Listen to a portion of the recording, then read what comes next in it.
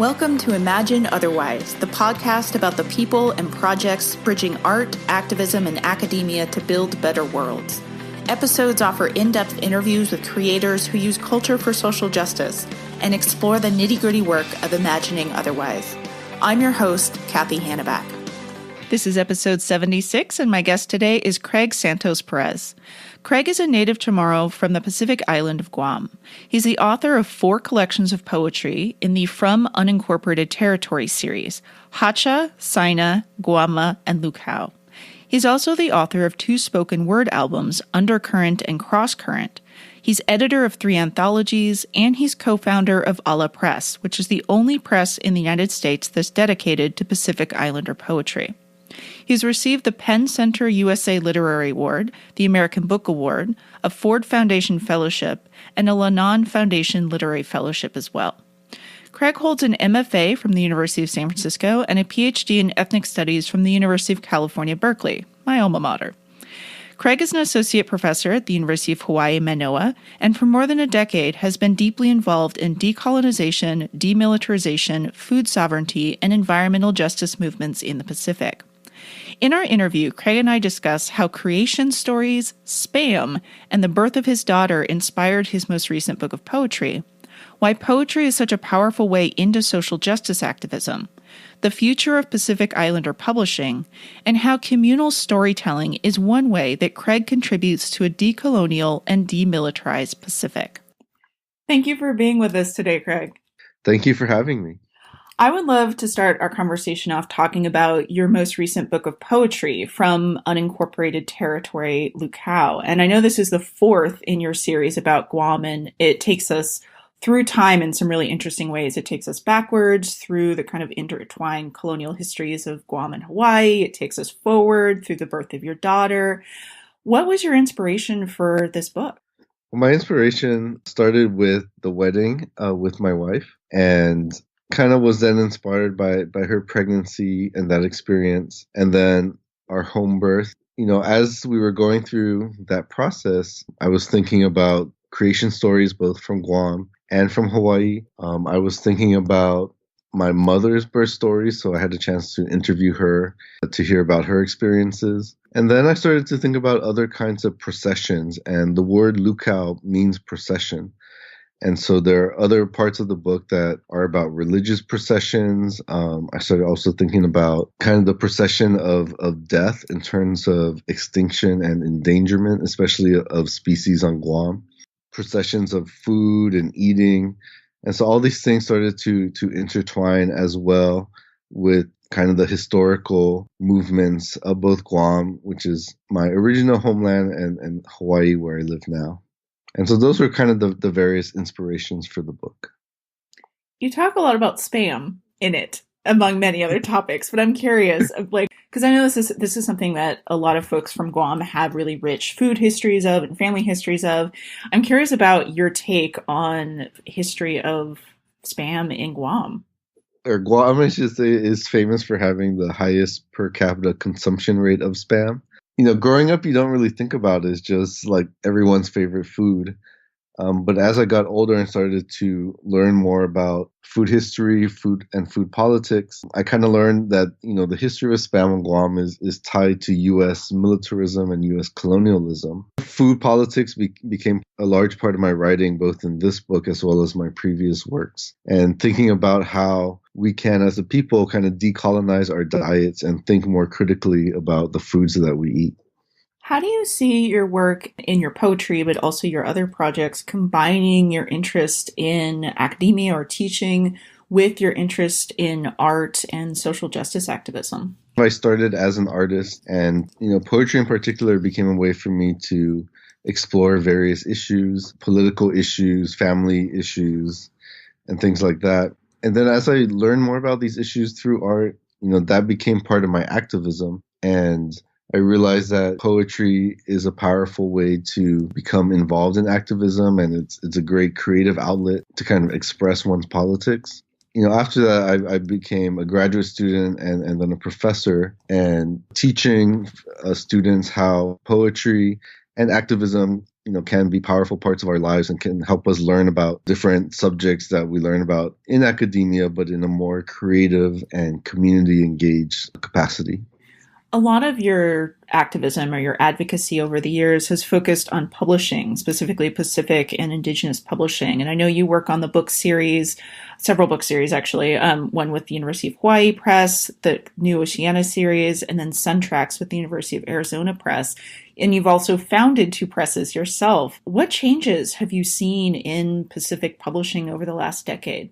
Well, in some ways, there haven't been a lot of changes. Many of the reasons why, I became involved in publishing and editing is because there weren't any spaces for Pacific Islander writers within the U.S. And so as a writer myself, I took internships at editing and publishing houses so I could learn kind of the ins and outs of publishing so that I could eventually start, my own projects that would focus on Pacific Islander writers. Today, there still aren't a lot of opportunities for writers. There's not a lot of mainstream interest in Pacific stories. And so that's something I've been trying to change through my engagement either with university presses or founding my own small presses.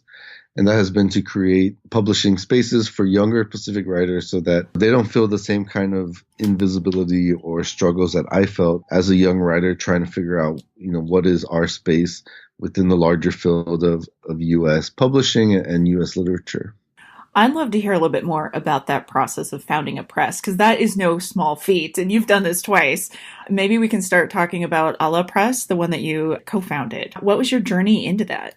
Sure. Well, I co-founded it with a well-known Hawaiian poet and editor, Brandy Nalani McDougall. We kind of had similar experiences where we earned our MFAs in creative writing. We were some of the first Pacific Islanders to do that, but we also felt that there was an absence for spaces for Pacific writers.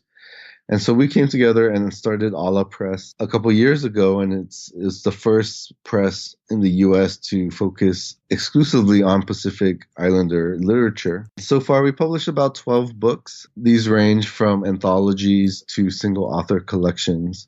We're a small press, so we don't have any outside funding, so we try to stay alive, basically. We haven't made a profit. We just try to break even on our books and do our best to give Pacific writers kind of opportunities to publish and Pacific Islander readers opportunities to connect with authors as well. You do a lot of community work with that press, so not only publishing books, but I know you've also done a lot of workshops and author readings and live events where you bring this publishing world into the community or show how it emerged from the community itself. What draws you to that model?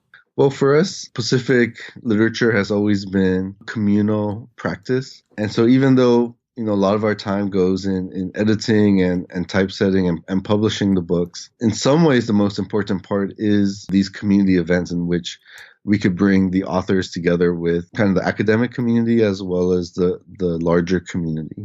And we have really fun events where we'll have it catered, so there will be food, of course. We'll often pair published writers with younger writers, or we'll have a whole intergenerational lineup. It's usually a kid-friendly event. Sometimes we have music. And so we try to make it really just a space where we can celebrate our literature, celebrate our stories.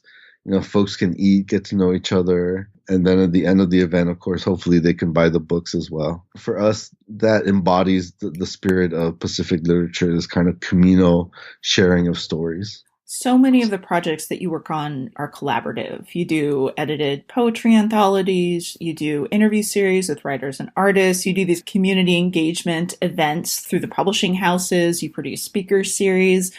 What draws you to that kind of collaboration?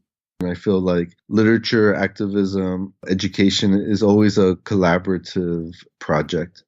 And so, for me, I always want to tap into that spirit, think about other scholars or poets or activists and students that I can work with on various projects. And I feel like I have so much to learn from other people. So I want to be always in conversation to continue to learn and listen to other writers and artists. In my own position as a publisher, editor, and academic, I feel like I have access to spaces and to resources. And so I want to always make sure I'm able to work with other folks and to bring in that spirit of collaboration, which I think is very much at the core of Pacific culture and also Pacific studies.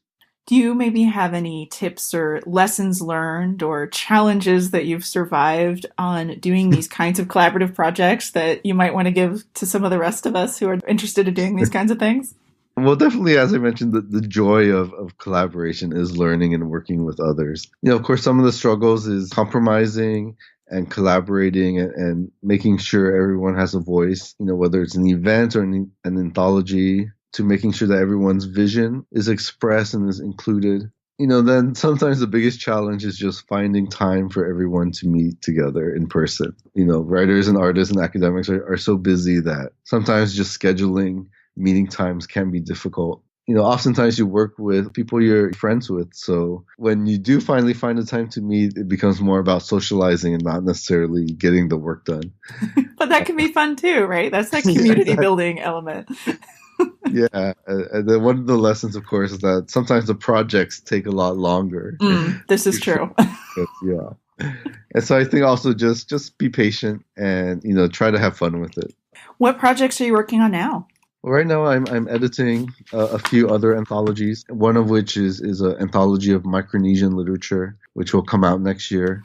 And then another is an anthology of Pacific literature and the environment, and that will probably come out in a couple years. I'm also working on my next book of poetry, which will be out in 2020. And I'm trying to edit my first scholarly monograph, which, if all works out, will be out with the University of Arizona Press Indigenous Studies series. So those are a few of the different projects I'm working on now. That's quite a few. Yeah, be patient. Be patient.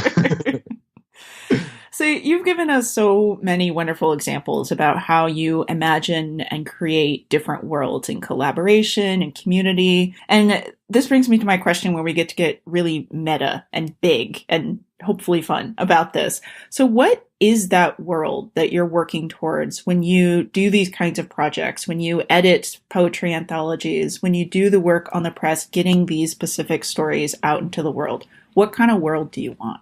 I want a world in which Pacific stories and Pacific cultures and Pacific lives matter. And so that's something I've been working towards, creating spaces where our stories can be heard and validated, and our people, our writers and artists and scholars can be heard and can be nourished, I think, in powerful ways. Additionally, I dream of a world in which Pacific studies itself, like Pacific knowledge and Pacific scholars, are honored for our wisdom and our long histories and, just the value of our research.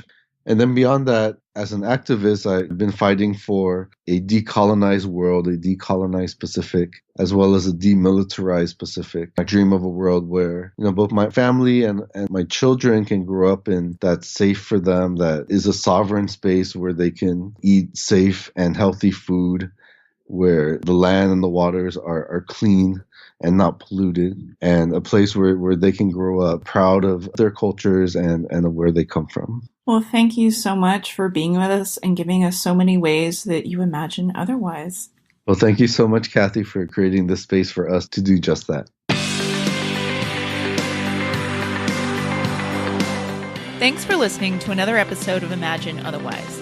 Imagine Otherwise is produced by Ideas on Fire, and this episode was created by Christopher Persad, Rebecca Reynolds, Michelle Velasquez-Potts, and myself, Cathy Hannabach.